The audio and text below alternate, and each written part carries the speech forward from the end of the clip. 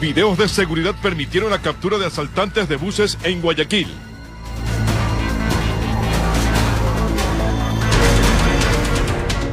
Enseguida, se dictó prisión preventiva para los 12 aprehendidos durante el decomiso de casi 1 tonelada de droga en la vía Data-Pozorja.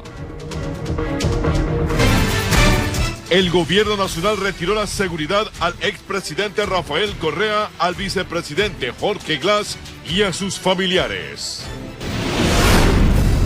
Inspectora rindió su versión en el caso de la niña que fue golpeada por compañeras y posteriormente murió. En lo internacional, presidente de Venezuela expulsó al encargado de negocios estadounidense, Todd Robinson, tras las sanciones impuestas por Washington. Así empieza la noticia, emisión estelar.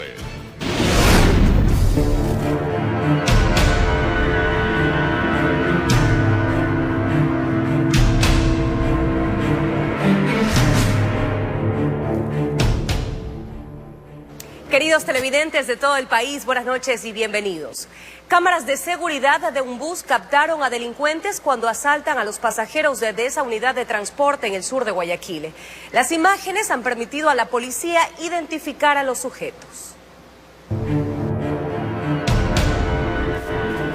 En el primer video se divisan a 2 sujetos que ingresan hasta un bus, el cual transitaba por la isla Trinitaria en la vía perimetral. En cuestión de segundos atracaron a los pasajeros como al conductor.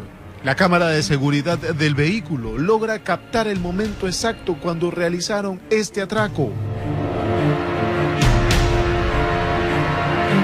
Pero en otro autobús se repetía la historia. 2 sujetos, uno con arma blanca y con un revólver, desvalijaban a los pasajeros.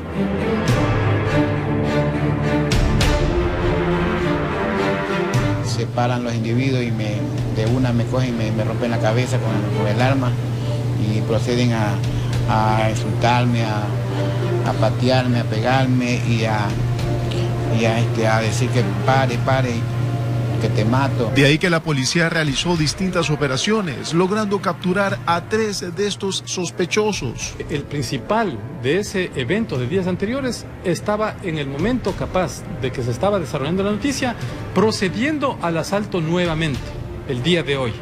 Uno de ellos trató de escapar por medio del estero. Un agente del orden logró neutralizarlo. Y se lanza al estero Salado. Yo inmediatamente procedí lanzándome al estero Salado, sacándolo al ciudadano del estero Salado y posterior ingresé de nuevo al estero para poder sacar el arma de fuego que el ciudadano minuto antes había cometido un robo. Intentaron escaparse, uno de ellos se lanzó al estero Salado y nuestro personal del GOM se desequipó inmediatamente, se lanzó al estero y lograron la captura.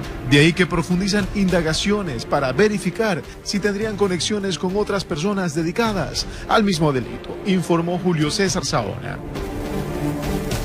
Un ciudadano denunció el robo de su motocicleta cuando estaba en el pie de un hospital en Guayaquil. La policía está tras la pista del delincuente, quien fue captado por cámaras de seguridad. A las 9:34 se observa a este hombre caminando con una funda en sus manos por las calles Gómez Rendón y Pedro Moncayo. Luego cruza la calle. Pasa al pie de una farmacia sacando de la funda un casco. Observa alrededor y nuevamente cruza al frente por el lado de emergencia del Hospital del Niño. Pasaron 4 minutos y a las 9:38 se dirige hasta donde se encontraba estacionada una motocicleta y se la lleva rápidamente. Con el casco puesto de al frente, entró y con esa llave especial que hay, que roban todos, se llevó. La moto es de propiedad de este ciudadano que trabaja como auxiliar de enfermería en dicha casa de salud. Yo ese día tenía que trabajar en la noche, no tenía que trabajar en el día, sino es que vine por una reunión. Ya, y al salir me topo con la novedad que no estaba mi vehículo, no estaba la moto. Me asusté y no lo podía creer que dentro de las instalaciones del hospital, o bueno, se puede decir dentro de las instalaciones, se me ha llevado la moto. Pero aquí se parquean los carros. No, en sí dejamos aquí algunos trabajadores, porque aquí descansan, como ven las cámaras, aquí descansan los padres de familia. Él puso la denuncia respectiva, dice que no es la primera vez que roban por el sector. Es un tipo que ya ha robado anteriormente, ya es la cuarta moto la quinta moto con la mía. Anteriormente se habían llevado 4 motos más. La policía investiga este caso. En la anterior novedad que existió, se logró la captura de 2 ciudadanos que robaron en nuestro sector del hospital. Y está tras la pista del implicado en el robo. Ya se identificó a la persona, es un adulto más o menos de unos 50, 60 años, la persona que está andando aquí por el sector, entonces ya por versiones de los moradores, el ciudadano circula por este sector, entonces vamos a proceder en estos días a la detención del ciudadano. Realizan patrullaje preventivo por los alrededores. La ronda está permanente aquí en el sector, inclusive entra una motocicleta, está presente y se hace la ronda constante.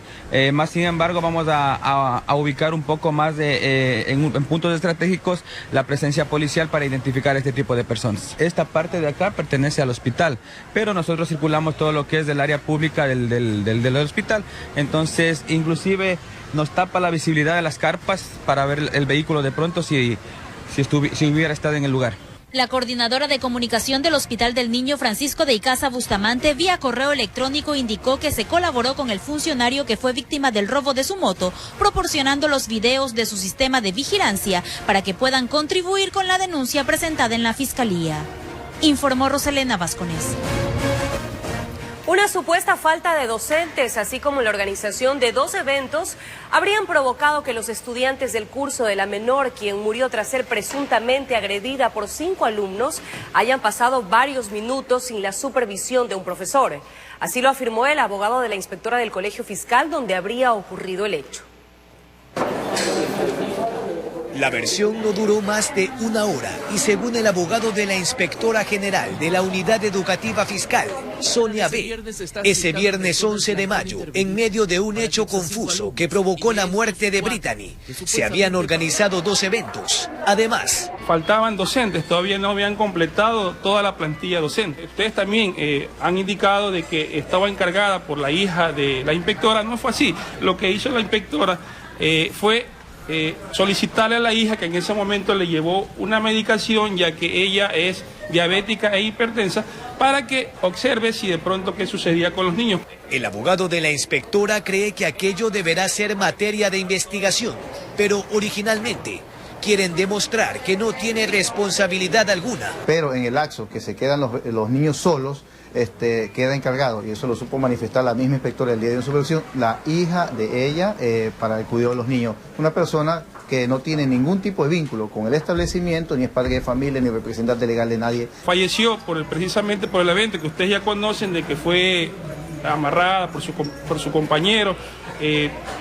Las mismas investigaciones dan a relucir si fue verdad o no ese tipo de situación. Lo contrario asume la defensa de los padres de la menor, cuyo cuerpo apareció maniatado con golpes y laceraciones. Y tampoco negó el hecho de que ella fue la persona que le concedió un permiso para que la profesora encargada del curso salga de la institución a supuestamente comprar medicinas. Ahora, en ninguna de las atribuciones por parte de ella está el conceder permiso. De los 5 alumnos aislados, se informó que ninguno es menor de 12 años, con lo cual todos son imputables de acuerdo al Código de la Niñez. Serán procesados por la Unidad de Adolescentes Infractores, informó Jorge Escobar.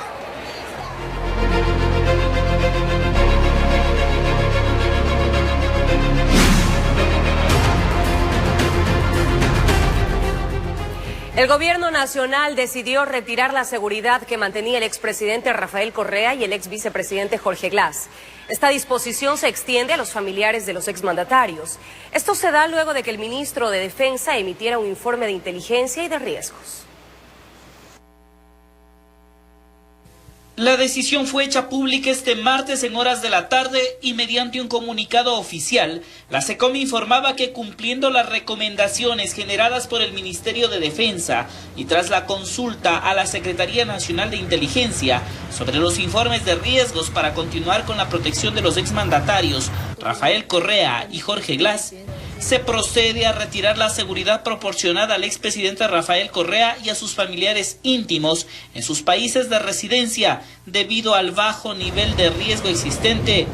Además, retira la seguridad al ex vicepresidente Jorge Glass en el interior y exterior de la cárcel 4, donde se encuentra cumpliendo su pena privativa de la libertad.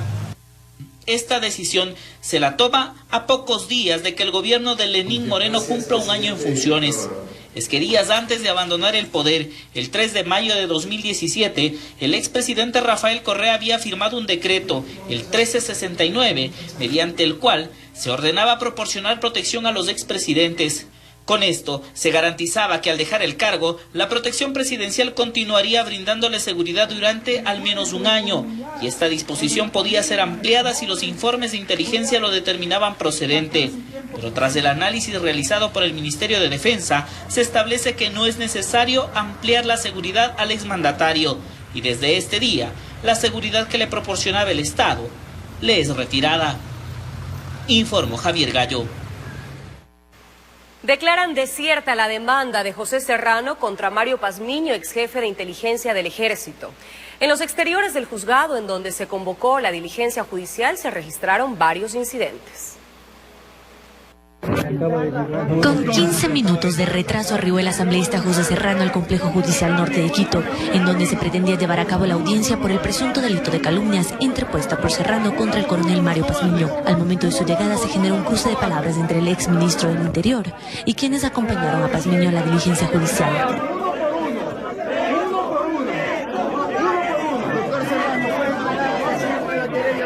Debido al retraso, el juez de lo penal Máximo Ortega declaró desierta la querella que fue denunciada por Serrano a raíz de una entrevista radial en la que Pazmiño dijo que existirían policías infiltrados por el narcotráfico y también señaló a autoridades de aquel entonces. El fondo de esta querella es que hay un calumniador profesional que cree que nunca le va a pasar nada porque puede seguirle mintiendo al pueblo ecuatoriano. Él va a seguir peleando para que efectivamente este señor o demuestre o pague las consecuencias de sus dichos. El asambleísta anunció que presentará un juicio por daño moral contra Pazmiño y pedirá una indemnización de $10 millones. Dinero que en caso de ganar el proceso donará a Solca y a Pedernales. De su parte, el coronel en servicio pasivo Mario Pazmiño asegura que la denuncia de Serrano es infundada. Yo pedí en Radio Democracia que se realice una fiscalización de todas las acciones de los diferentes funcionarios públicos. Y eso parece que no le gustó al doctor Serrano. Su defensa anuncia acciones. Este ciudadano, de nombre José Ricardo Serrano Salgado, tiene que ir ante la justicia, tiene que ir ante los tribunales penales y va a responder por lo malicioso y lo temerario inserto en su querella penal. Hasta allá vamos a llegar. Por otro lado, el ex asambleísta Fernando Balda, quien acompañó a Pazmiño a esta diligencia judicial, denunció en redes sociales una supuesta amenaza de muerte hecha por los asesores de José Serrano. Y lo que dijo textualmente fue: ojalá te hubieran matado cuando te secuestraron. Por eso quiero denunciar que si algo me pasa a mí, a mi esposa, a mis hijos, a mi familia, el único responsable es el ex ministro José Serrano Salgado. Informó Carolina Basante. El Instituto Ecuatoriano de Seguridad Social suscribió un convenio interinstitucional con la Junta de Beneficencia de Guayaquil y la Sociedad de Lucha contra el Cáncer Solca para garantizar la atención médica a los afiliados. $40 millones será el monto que desembolsará el IES como anticipo a estos hospitales. Con el propósito de garantizar la atención en salud de los afiliados y jubilados que son derivados del IES a los hospitales de la Junta de Beneficencia de Guayaquil y de Solca, se firmó el convenio interinstitucional. Hoy hemos suscrito un convenio que permite adelantar los recursos, es decir, nosotros firmamos un contrato y adelantamos los recursos, hoy por $40 millones entre la Junta de Beneficencia y Solca, y luego se va devengando en virtud de que las personas se van atendiendo. De los cuales se le va a dar 25 millones a la Junta de Beneficencia, 15 millones a Solca, y en esta semana se firmaría lo de León Becerra, que serían $5 millones.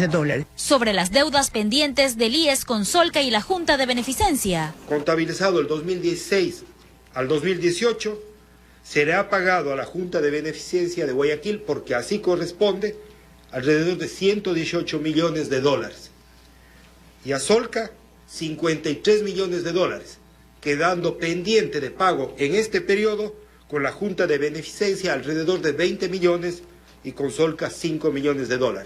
En la subscripción estuvo el alcalde Jaime Nebot y el gobernador del Guayas. Había que parar el desangre primero, es lo que se está logrando, cambiar de modalidad de operación. Aquí se está pagando atenciones anticipadas, eso es lo que siempre se debe hacer, pero existe un hueco pasado, que evidentemente hay que arreglarlo, como aquí se ha dicho. Hay que mantener esa situación, mantenerse al día por un lado y por otro lado atender el pasado. Yo estoy seguro que eso se va a lograr porque lo otro sería catastrófico. Tenemos un problema pendiente de deudas antiguas. Entonces, gracias por lo actual y pido máxima celeridad para lo que tenemos pendiente. Hay deudas anteriores al 2016 que todavía siguen siendo auditadas y que nosotros hemos exigido y hemos dispuesto que estos procesos se lo hagan con la agilidad, con la celeridad que la correcta administración pública demanda. Informó Roselena Vázquez. Enseguida, se dictó prisión preventiva para los 12 aprehendidos durante el decomiso de casi 1 tonelada de droga en la vía Data Pozorja.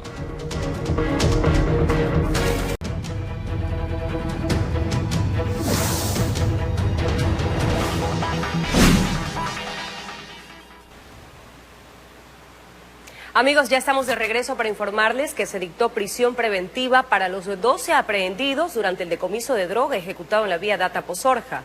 De acuerdo con versiones de la Fiscalía, esta agrupación habría logrado el envío fuera del país de un promedio de 4 toneladas de alcaloide por mes.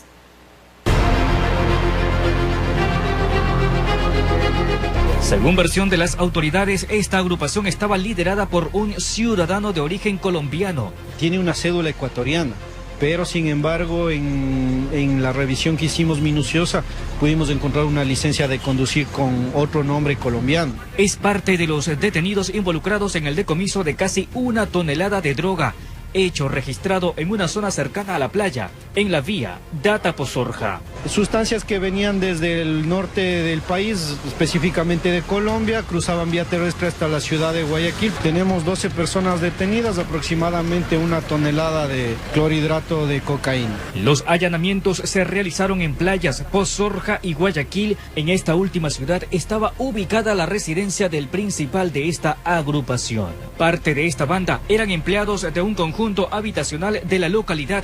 Ellos serían quienes permitían el acceso de la sustancia hasta una zona despoblada donde procedían a ocultarla dentro de caletas que luego eran enterradas. Una fachada segura para el acopio y pues también la facilidad que tenían ellos aproximadamente a 500-800 metros en línea de aire para poder realizar las tareas de tráfico. Este es el lugar donde ocultaban la sustancia prohibida.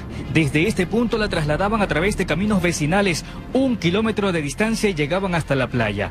De acuerdo con la versión proporcionada por parte de la Fiscalía, ellos utilizaban una especie de codificación cada vez que requerían cambiar el lugar de ocultamiento.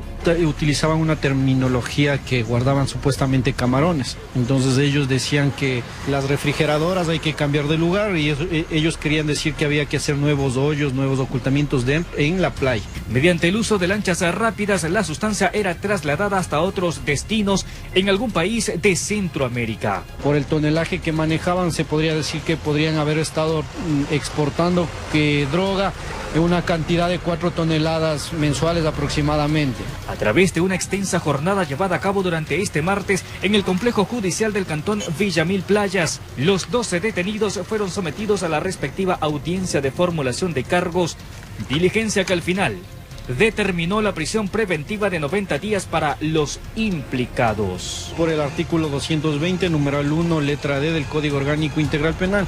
Esto es tráfico a gran escala que tiene una pena privativa de libertad de 10 a 13 años. Informó José Morales. Capturan a 4 sospechosos de haber asaltado a varias personas en el sur de Quito. El rastreo satelital de un celular permitió llegar al sitio donde estaban los presuntos delincuentes. Según contó la víctima, salió de casa a las 5 de la mañana y unos cuantos minutos más. Caminaba hasta la parada de buses. En medio del camino se le atravesó este auto concho de vino. Observó que se bajaron 2 sujetos, se acercaron con insultos y le quitaron la mochila y otros artículos. Me agreden a lo que tumbarme al suelo, pegarme y amenazarme con un cuchillo. Lo que los amigos de lo ajeno no estaban enterados era que el joven sabía de alarmas y rastreos y su equipo celular tenía la tecnología para ubicarlo en caso de pérdida o robo. Buscó a la policía, denunció el hecho y lo siguieron. La señal les llevó hasta el sector de la ferroviaria, ahí reconoció el auto y los uniformados actuaron. La intervención por parte del personal de preventivo de servicio urbano fue efectivo.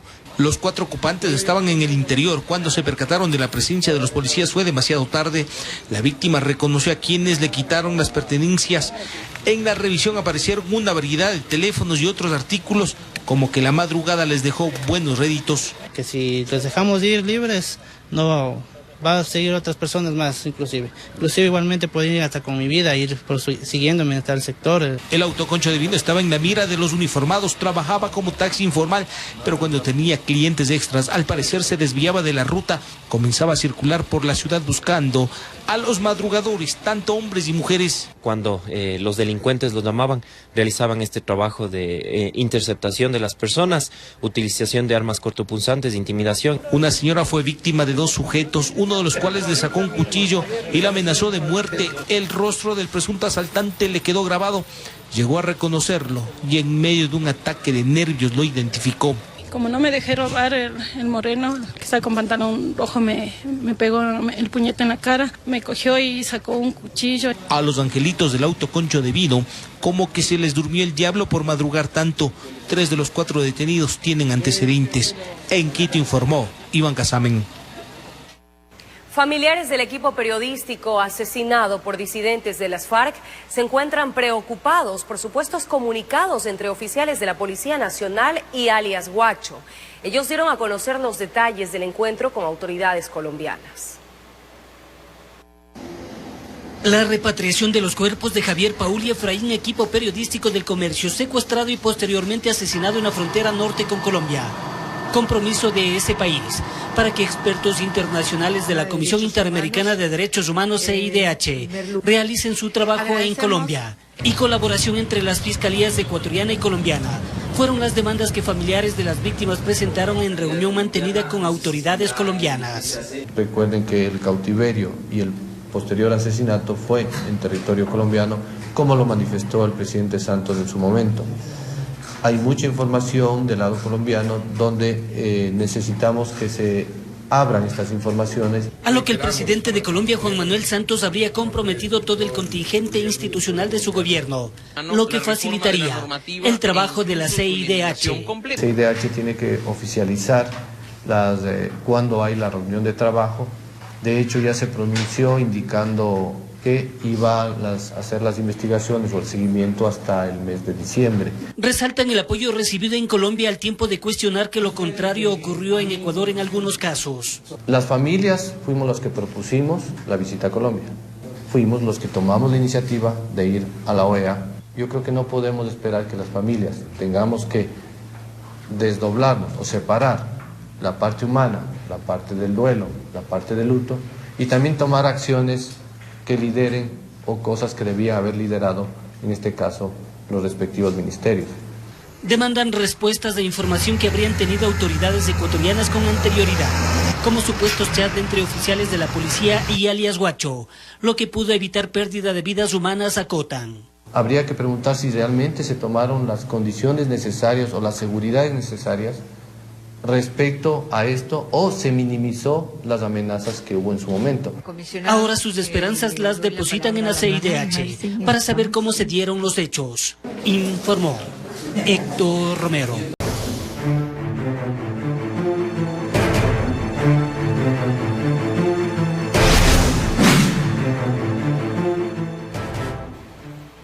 Asesinan a un hombre de 60 años de edad en el centro de Quito. El presunto autor del crimen sería un extranjero de 22 años quien fue detenido. Todo sucedió a la altura de la intersección de las calles Valparaíso y Elizalde. La dueña de casa llegó para realizar la limpieza. Cuando se fue en busca de su hijo que vivía en el inmueble, se topó con manchas de sangre, avanzó más y encontró el cuerpo tendido en el piso tapado con una cobija. Se pudo encontrar un cuerpo en posición de cúbito dorsal con varias heridas, posiblemente realizadas por una arma punzocortante. La policía especializada llegó para el levantamiento del cadáver. Al revisar el cuerpo se encontró con varias heridas provocadas por arma cortopunzante. El fallecido, un hombre de 60 años de edad, quien vivía solo en la casa ubicada en el sector de San Blas. Realizamos varios allanamientos en el sector centro de la ciudad.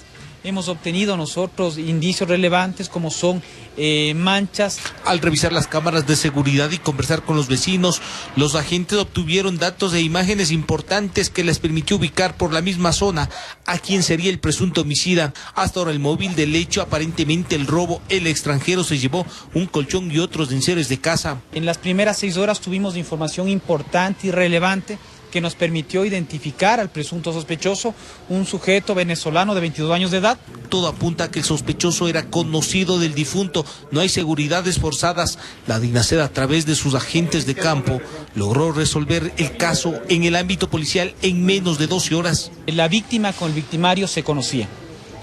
No es de mucho tiempo esta relación de amistad, pero definitivamente se conocía. El extranjero cuenta con prisión preventiva por el presunto delito de homicidio. En Quito informó Iván Casamen. Asesinan con varios impactos de bala a un ciudadano cuando se encontraba en su vehículo. El hecho ocurrió en Chongón, al oeste de Guayaquil. Veamos. El cuerpo se encontraba sobre el asiento del conductor. En su cabeza existían indicios de por lo menos 3 impactos de bala. Las huellas marcadas en la puerta de ese lado del vehículo permitieron conocer detalles para las primeras hipótesis. Se supone que venía acompañada de otra persona porque los primeros indicios hacen presumir que los disparos han sido dentro del mismo vehículo. Santo Danilo Montalbán Holguín, de 44 años, es el nombre de la víctima. Se desconoce qué hacía a esa hora y en ese sector despoblado, perteneciente al recinto Chongoncito, de la parroquia Chongona. Que presentaba impactos en diversas regiones de su cuerpo, entre ellas unos 3 o 4 impactos de arma en la región del cráneo. Lo último que se conoció en torno a este trágico caso es que el ahora occiso habitaba en Bastión Popular, salió de casa desde la noche del lunes y desde ese instante nadie supo qué ocurrió con él. Tenía sus pertenencias en el interior del vehículo, por lo tanto se descarta por el momento el robo, pero estamos incursionando en técnicas de investigación para saber cuáles son las verdaderas razones de este crimen. O sea, se han levantado también indicios, tenemos un indicio balístico, se han levantado huellas digitales y se están recabando los primeros elementos de investigación para esclarecer este hecho de sangre. Informó José Morales. El presidente de Venezuela, Nicolás Maduro, expulsó al encargado de negocios estadounidenses, Todd Robinson, por las sanciones impuestas por la Casa Blanca. Señaló que conspiraba contra su gobierno socialista. El gobierno venezolano rechazó las sanciones que le impuso el presidente de Estados Unidos, Donald Trump, debido a las cuestionadas elecciones en las que Nicolás Maduro fue reelecto presidente.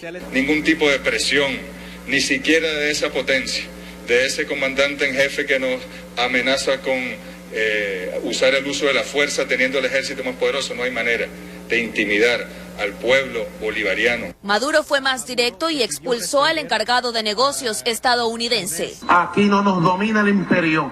Venezuela es libre, soberana e independiente. Y en uso de mis facultades como presidente de la República, he declarado persona no grata y anuncio su retiro en 48 horas del encargado de negocios de Estados Unidos de Norteamérica, el señor Todd Robinson. Entre las penalidades impuestas se estipula que el Estado venezolano no podrá vender, transferir o dar como garantía a ciudadanos o instituciones estadounidenses activos en los que posea más del 50% de las acciones. También se prohíbe la compra o venta de facturas petroleras. Además, aumenta las limitaciones para hacer transacciones en dólares. Estas sanciones no están dirigidas en contra de nuestro país, están dirigidas en contra de funcionarios de alto nivel de esta dictadura que han servido para mantener al régimen y tener al pueblo venezolano sumido por el hambre y además llevarlo incluso hasta asesinarlo en las calles. Informó Adriana Peralta. De regreso a nuestro país, el bloque de asambleístas de Suma rechazó la resolución del Consejo Nacional Electoral de entregar los formularios de recolección de firmas para la revocatoria del mandato del alcalde de Quito, Mauricio Rodas, por incumplimientos de funciones. Enfático, el asambleísta Guillermo Celi calificó como una persecución la medida tomada por el Consejo Nacional Electoral, que acogió la sentencia ejecutoriada del Tribunal Contencioso Electoral y aprobó la entrega de formularios de recolección de firmas para la revocatoria del mandato del burgomaestre capitalino Mauricio Rodas. El Consejo Nacional Electoral, rezago del correísmo, que ha violentado la Constitución el día de hoy, que se ha sometido a una resolución del ex señor presidente. De acuerdo, argumentaron los asambleístas, en base al artículo 105 de la Constitución, la petición de revocatoria no procede debido a los tiempos. Cualquier revocatoria del mandato para autoridad sometida a la misma no se podrá presentar sino antes de un año, 14 de mayo de este año que ya pasó. Presentar la solicitud con las correspondientes firmas de respaldo para el mismo. La iniciativa de solicitar esta medida fue presentada por el colectivo Diabluma el pasado 27 de diciembre, asegurando que el alcalde Rodas no tramitó el mandato popular de 2011, que prohíbe matar animales en espectáculos públicos. Básicamente tenemos la obligación como pleno del Consejo Nacional Electoral de cumplir la sentencia y cumplirla dentro de los plazos que nos ha dispuesto el Tribunal Contencioso Electoral. Se le anunció medidas que tomará el bloque desde la legislatura e hizo un llamado al Consejo de Participación Ciudadana y Control Social respecto a las acciones del Poder Electoral. Este bloque legislativo no descarta el inicio de un juicio político por incumplimiento de funciones del Consejo Nacional Electoral. Informó Carolina Basante. Al volver, sismo de 5,4 grados causó alarma en la sierra.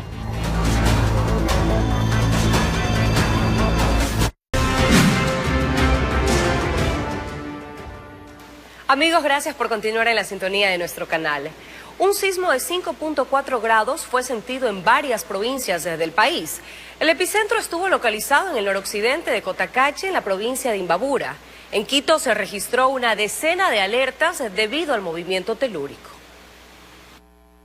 Tungurahua, Imbabura, Pichincha, Santo Domingo y Carchi fueron varias de las provincias en las que la población sintió el sismo. A través de las cámaras de videovigilancia se pudo observar la intensidad del movimiento telúrico. En varios sectores de la capital, la ciudadanía desalojó las edificaciones durante algunos instantes. El temblor ocurrió a las 8 de la mañana con 36 minutos. El epicentro fue en el noroccidente de Cotacachi, provincia de Imbabura. Más o menos unos 45 kilómetros, es una zona deshabitada prácticamente, no hay muchas poblaciones cercanas, unas pequeñas poblaciones, y superficial también, tuvo alrededor de 3.5 kilómetros de profundidad. 13 llamadas de alerta ingresaron al sistema integrado de seguridad. Según el último reporte del ECU 911, paredes cuarteadas en una escuela en Intag, fisuras en una vivienda del norte de Quito, fueron algunas de las afectaciones que se suscitaron en la capital. Sin embargo, el sismo, según las autoridades, no estaría relacionado con la falla tectónica de la urbe. Este es producto de una falla que se encuentra en la zona, es independiente de las estructuras que causaron el sismo de Pedernales y también a las fallas que puede haber en la zona de Quito y otras. Es una fuente diferente, no exclusiva. No es una de los sistemas principales de fallas que hay en la zona, ¿no? En el transcurso de la mañana se presentaron varias réplicas. Una de las de mayor intensidad fue de 4 grados. Nuestro país tiene un alto potencial sísmico, de allí la necesidad de continuamente establecer planes de emergentes. En lo que va del año, en el norte de Manta, Esmeraldas y las Islas Galápagos se han reportado movimientos que llegaron hasta los 5 grados de intensidad, informó Sofía Vintimilla. Mucha atención. Desde junio se multarán a aquellos conductores que bloqueen las intersecciones de las distintas vías de Guayaquil. Esto responde a la necesidad de incentivar la cultura vial en el puerto principal.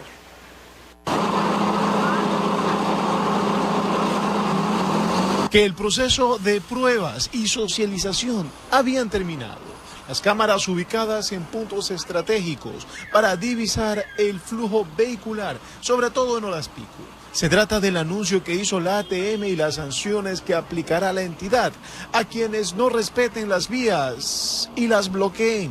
El 1 de julio vamos ya a empezar a ejercer un control con estos dispositivos que son las cámaras para sancionar pues, a los que bloquean, a los conductores que bloqueen las intersecciones, principalmente en las vías que soportan un volumen vehicular altísimo. Además de que mostraron en rueda de prensa la gran cantidad de veces que se han bloqueado las intersecciones. A partir del mes de junio llegarán las sanciones, no sin antes realizar la socialización para evitar la multa. 27 de abril, etapa de prueba, 1.111 eventos detectados por bloqueo de intersección en estos 14 lugares donde tenemos cámaras.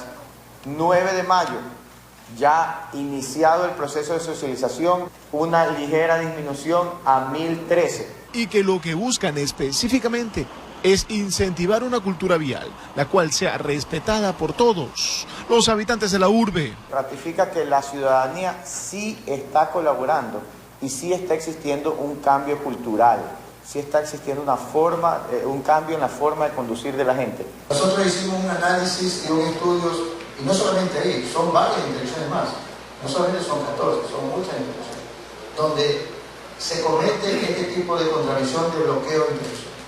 Y ha sido el clamor ciudadano que lógicamente el que ha pedido de que este tipo de contravenciones no se deben de dar. Informó Julio César Saona.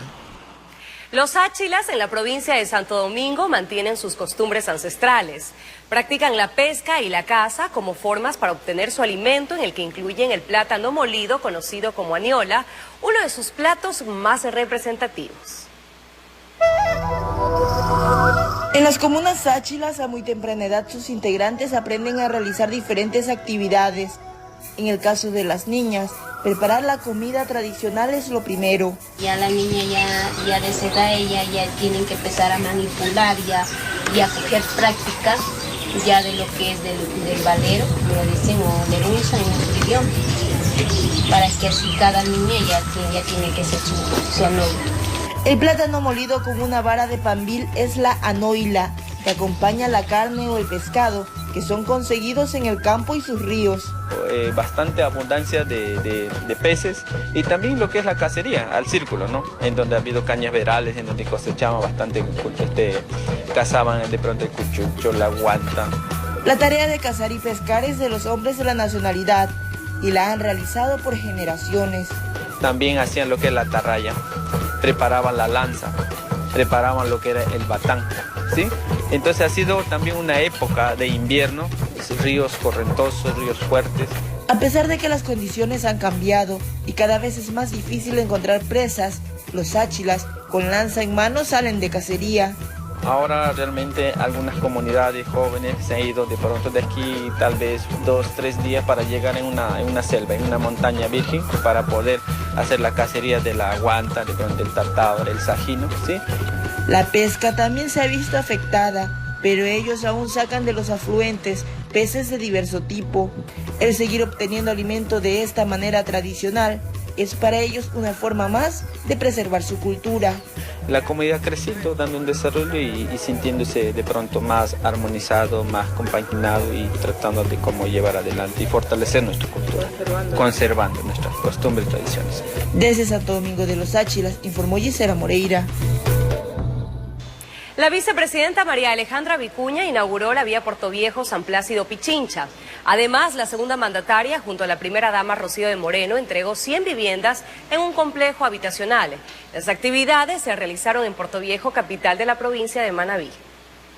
La Portoviejo, San Plácido, Pichincha. La vicepresidenta de la República, María Alejandra Vicuña, inauguró en Manabí la vía Portoviejo, San Plácido, Pichincha, una obra que beneficia a más de 350.000 habitantes. Un trabajo importante en coordinación con todo el Ejecutivo, con el Ministerio de Transporte y Obras Públicas, la Secretaría de la Reconstrucción, en obras que son importantes y prioritarias para la gente. Como parte de la misión gubernamental Casa para Todos, estuvo en compañía de la primera dama Rocío de Moreno para efectuar la entrega de 100 viviendas en el plan habitacional de San Alejo. Siempre lo haremos en función de la gente, del interés común, de entender la realidad y sobre todo de apostarle a una reactivación económica y productiva, y por supuesto que las medidas que se tomen siempre serán en beneficio de la gente. El proyecto urbanístico tiene una inversión de $5 millones, monto que también fue utilizado para crear un hábitat seguro. Con absoluto compromiso y vamos adelante. No solo entregamos viviendas, sino generamos la construcción de comunidad, de espacios en donde exista una convivencia armónica con la ciudadanía. Brigadas de Las Manuelas y médico del barrio estuvieron presentes para detectar casos que requieran ayudas técnicas. Que nos acerquemos a la vida, a la casa de todas las personas para, junto a todas las instituciones del Estado, atender todos los problemas que se van presentando. Informó Adriana Peralta. Amigos, así finalizamos. Recuerden que pueden vernos desde cualquier parte del mundo a través del sitio web www.rts.com.es. RTS está más cerca de ti. Gracias por acompañarnos. Lo que sigue, el mejor programa deportivo del país, Copa. Buenas noches.